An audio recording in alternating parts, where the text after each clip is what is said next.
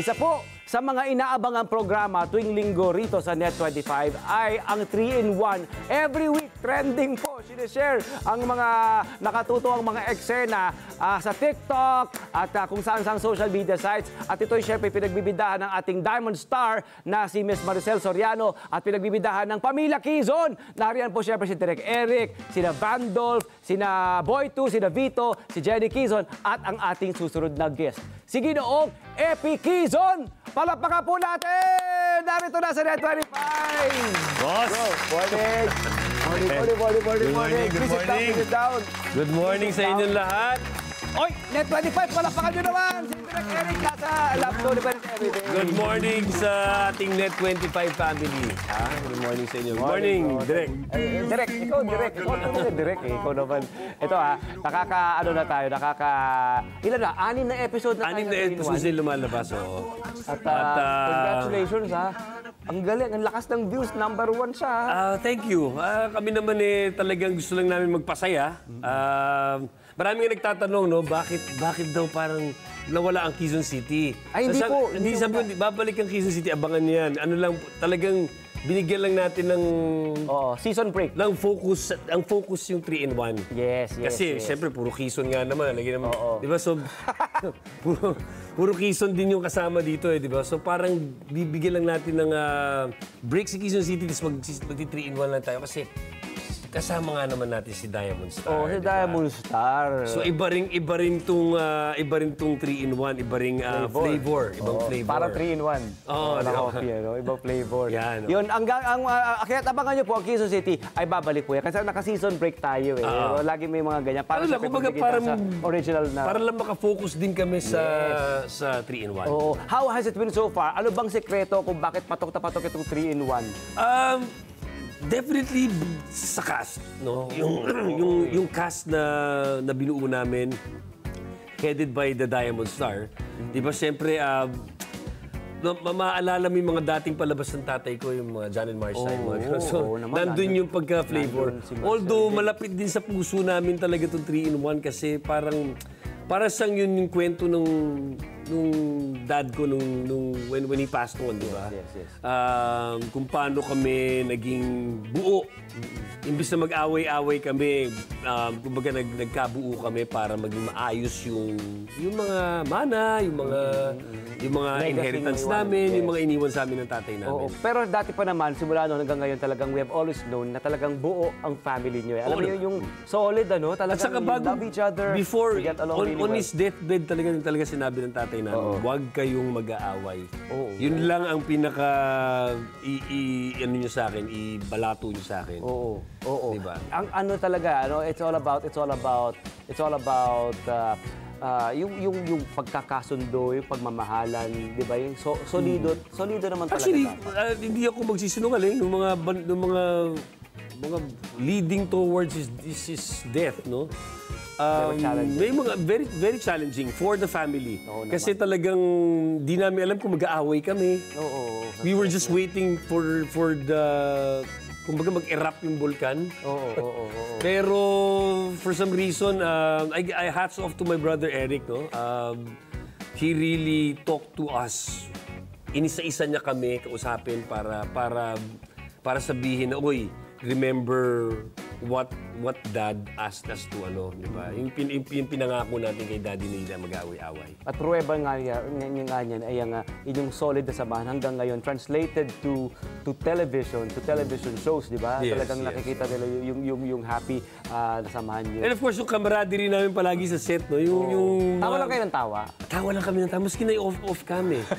Maski na off cam, di ba tawa lang kami ng tawa. Tapos nadagdag pa si Ate Maria. So, talagang yung sabog ang set namin sa riot yung set namin pag Gaano kagaan, anong mga happy experiences nyo kapag katrabaho niyo si Miss Maricel? Well, of course marami, di ba? Yung nakakatawa dyan, di ba? She's known to be the sampal queen eh, di ba? Sa mga pelikula, guys. Sampal queen sa mga, di ba? Yung pag nakikita mo may mga eksenang sinasampalan, yung talagang malutong. So, minsan pag mag-iingat ka dahil baka biglang bumato ng... Pero ano naman, katuwaan lang naman, di ba? Pero kasi premiado mga actress at aktor ito mga kasama natin sa 3-in-1. Siyempre si Maricel pa ba, di ba? Mangunguna talaga yan sa mga gano'ng mga eksena. Then of course, buo kami. Andiyan si Boy 2, andiyan si Vito, di ba? Abangan nyo. Papasok ulit si Jenny, di ba? Yan, oo. Kaya nag-guest na si Jenny nung isang araw sa atin dito at kaya exciting ito. Okay bro, itong ating yung dynamic ng magkakapatid kasama si Miss Maricel. Hindi to taliwas sa iba, sa kaalaman ng iba. Pero kasi si Maricel ay tinuturing yung kapatid talaga, sister. Yes, parang ano yan eh. Unsung sister. Oo. Pero kapatid namin talaga si Ate Maricel. Kumbaga, ang turing namin sa isa't isa ay isang dugo. Oo. Kasi you guys grew up with each other. Well, mga bata technically, oo. Andun siya ako ever since namulat ako sa industriya na to, ando na siya. Ate ko na siya. Diba? So, yun lang talaga. Pag kami magkakasama. And for her naman, naalala niya tatay ko pagkasama kami. Diba? So ganun yung dynamics namin. So, pag narinig mo yung action, nagtinginan na kami, alam na namin kung paano kami magsasaluhan, magbabatuhan. Kumbaga, isa na yung utak nyo, isa na yung kamada nyo. Isa na yung kamada. Tama yun, Direk. Isa na yung kamada namin. Na-imagine ko yan, paano collaboration nyo behind the scenes? Yung kwento, yung pagbuo ng kwento, highly collaborative. Actually, nung una naming kinonsepto ang 3-in-1, alam ni Direk Kais, yung una naming kinonsepto to, drama. Medyo may pagka-dark pa may pagka-dark pa, di ba? Of course, when we presented it to Net25, naisip namin parang masaya ring gawing sitcom. So, revise namin yung script para maging drama. So, maski paano mararamdaman mo, unang-una eksena namin, funeral agad di ba? Death ng daddy namin, di ba? Tapos, siyempre, yung topic medyo dark. Kasi death ang pinag-uusapan, di ba? Para sa comedy, death ang unang eksena mo. Parang ang hirap itulak sa comedy, di ba? And of course, hindi naman natin gustong lumabag sa sa mga boundaries ng comedy. Di ba? Hindi ka pwede maging dark. So, tiname down namin ni Direk Kais. Sa panlasang Pinoy. Kasi masayahin naman talagang Pilipino. Exactly. Di ba? Nakakahanap sila ng ikatutuwa nila sa kahit anong sitwasyon. Di ba? Yes. Or okasyon. And speaking of, ito na nga.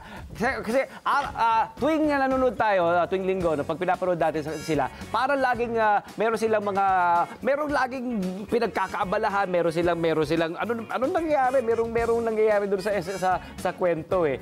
May challenge yan every week. Meron tayong pa-challenge sa'yo, brother. Ayan, challenge, ha? Marami kasi taga-subaybay natin na nag-request kung gusto ka raw pang mas makilala. Ito, kaya iniisa-isa natin ang cast ng 3-in-1 dito sa ating programa eh. Kailangan nagbabalik sila. May chopstick dyan. Ayan, ito. Oo nga eh. Chopstick, nirecycle lang namin. Hindi, bago yan. Kaya, pero mga picture na ipapakita rito, mga kasamahan mo sa 3-in-1, ang dapat mo lang gawin na i-describe mo lang naman sila. Okay, one by one. Okay, one by one. Okay. Gusto mo bang ikaw na lang random? Sige. Random. From the top. Boy 2. Si Boy 2. We call him Dos. Ang character niya sa 3-in-1 is Oli. Ito... Sa totoong buhay? Sa totoong buhay, actually, ito lumaki sa bahay namin na talaga parang... Saka child star, kasama ni Bandol. Kasing kulit, mas makulit pa kay Bandol to minsan eh. Di ba? Pero, he's a nice guy.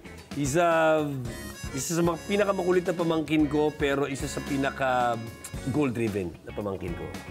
Di ba? So, pinakamahal kong pamangkin yan. Magtatampo yung mga ibang pamangkin ko, pero ito kasi, pag bumibisita sa bahay namin, bawal bigyan ng chocolate kasi talagang riot eh. Pero bibigyan ko ng chocolate. Talaga. Pero there's always one in the family. Yeah. Ayan. Okay, next. Bandol. Syempre, ito naman ang pinakamakulit na kapatid ko. Diba? Yung si V. humor din niya, nakuha niya rin sa tatay. Ito para sa amin, para sa akin, yung comedy ni Van Dolph comes straight from that old comedy from my dad, Tito Panchito, Tito Babs. Kaya huling-huli niya yung timing. Yung timing. Huling-huli niya yung... maski na minsan corny yung bato niya, matatawa ka pa rin kasi... tanggap niya, yung pinanindigan niya yung with joke. conviction With conviction. So, ito para sa akin is the real comedian of the family. At ang si Vito rin, yung humor ni Vito, no? Yung parehong-pareho. Pareho, no? Plakado. Parehong plakadong-plakado niya yung tatay niya. Na may halong Jenny, kasi iba rin yung Jenny. Iba Iba rin yung comedy ni Jenny. Totoo, iba rin. Di ba tough humor yung kay Jenny, pero ano rin, tanggap din ng kalsada, ng masa. Diba? So, tanggap. Ayan. Mahal ko rin yan. Long Mejia. Si Long. Actually, for me, wag magtatampo yung mga ibang kaibigan kong mga komedyante. I think Long is one of my favorite comedians. Yes, no? He reminds me so much of one of my favorite comedian of all time, which is Apeng Daldal. Naman. Na may pagka... I-google nyo kung sino si Ginoong deadpan Apeng Daldal. humor. Oo. Yung Dry hindi wit. siya natatawa sa ano. Dry wit, no? Oo, tsaka yung wit. Tsaka yung Tagalog niya. Matalim Matatas. Malalim. At not that for anything, mautak tong tao na to. Kaya yung comedy niya, kung saan nanggagaling. Magaling magsulat. Mahusay magsulat. At ito, maski na corny, tatawa ka pa rin. Oo. Diba? So, for me, isa sa pinakamagaling na komedyante of our generation to si Long Mejia. Very good. Sino si Ginoong Long? Last one. Ayan, last one. Ate Maria. Aba, syempre. Ate Maria, of course, the Diamond Star. Siyempre, pag in her presence, talagang merong kang step back. Para She fills the room, Oo, kasi nagniningning talaga siya. Siguro kaya siya Diamond. Parang you get one step back and like be amazed that just her presence alone. Di ba? Talaga ng kanyang And of course, pag umarte na, di ba? Talagang presensya. Oo, talagang saka yung acting, Talagang biglang tataas yung yung toes mo eh. Na-witness ko na on ilang your beses. toes ka, Na-witness ko na diba? ilang beses yung proseso niya, yung on cam. Ang galing. Yeah. And of course, iba rin yung comedy timing ni Ate Maria. Naman. Diba? Comedy queen din yan. Makikita nyo lahat yan sa 3-in-1. Every Sundays yan, di ba? Gusto ko yung segue mo. Kasi yung segue mo sa 8 to 9 o'clock every Sundays po yan sa Net25. Ayan, Diba? So, panoorin natin pwede rin sa YouTube. May mga live streaming tayo. Mga live streams tayo Live sa streaming yan. YouTube, Facebook, di ba? Ayan. Nandun lahat yan. So, every Sundays, 3-in-1 po tuwing linggo yan. Ayan, 3-in-1 po, tuwing linggo, 8 p.m. sa Net25, number 1. Maraming salamat, syempre sa mga kababayan natin for making it number 1 every 8 p.m. Tuwing ganun Sunday. ba? Thank you. Number 1 ba? Yes! Naku, maraming salamat. Ngayon ko lang nabalitaan yan. Congratulations. Sana, gawin natin Thank you. mas mababa pa sa number 1. Pwede ba yun? Wag! Ay, The only way. magiging zero The pa rin. only way is up. Basta the only way is up. Number 1 is the best. Magiging zero pa Okay rin. din. Palapakan natin din ang Eric Epic Season. Epic! Thank you. Of course. Hello po mga Kanet 25! Si Kuya Tony Pet po ito mula sa Love, Tony Pet and Everything. For more Love, Tony Pet and Everything updates, just click on our subscribe button and follow us on our Net25 social media pages at Net25 TV and at Net25 Entertainment Facebook. Magkita-kita po tayo!